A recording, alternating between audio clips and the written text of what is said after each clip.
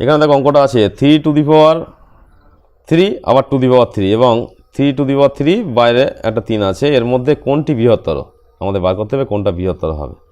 তাহলে আমরা কী করবো, এ সমান ধরে নিই একটা, এ ইকুয়ালস টু 3 টু দি পাওয়ার 3 মাথায় পাওয়ার 3 আছে। আবার এটাকে আমরা ডিসকাস করলে বা আমরা বিশ্লেষণ করলে কি পাবো, তাই 3 টু দি পাওয়ার এই 3টা 3-এর মাথায় পাওয়ার হিসেবে আছে, তাহলে 3 থেকে 9 3 9 27 27। এটাকে আর আমরা যদি ভেঙে নিই তাহলে কি হবে, দেখো 3 to the power 9 into 3 to the power 18 মানে 18 আর 9 27। একটু ভেঙে আমরা বিভিন্ন মানে পদ্ধতিটা অ্যাপ্লাই করছি। এখানে আবার দেখো যদি 27 এই 3 টু দি পাওয়ার 9টাকে আর ভাঙা হয় 3 to the power Q to the power Q into 3 to the power 18।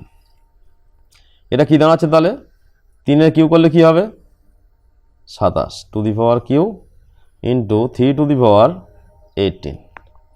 এটা এই পর্যন্ত আমরা রাখছি। নেক্সট আমরা বি সমান ধরে নিচ্ছি একটা, যেটা পরেরটায় আছে 3 টু দি পাওয়ার কিউ, বাইরে একটা কিউ আছে। এটা ভাঙলে কি হবে দেখো, এখানে 3-এর কিউ করলে কি হবে 27, বাইরে কিউ আছে। এটা এই পর্যন্তই।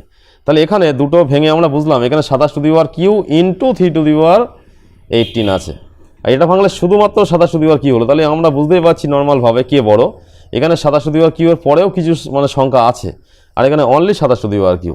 তাহলে কী হবে বড়, নিঃসন্দেহে এ বড় হবে, বি ছোট হবে। যেদিকে বড় সেদিকে এই গ্রেটার দেন আমরা চিহ্ন দিলাম এটা।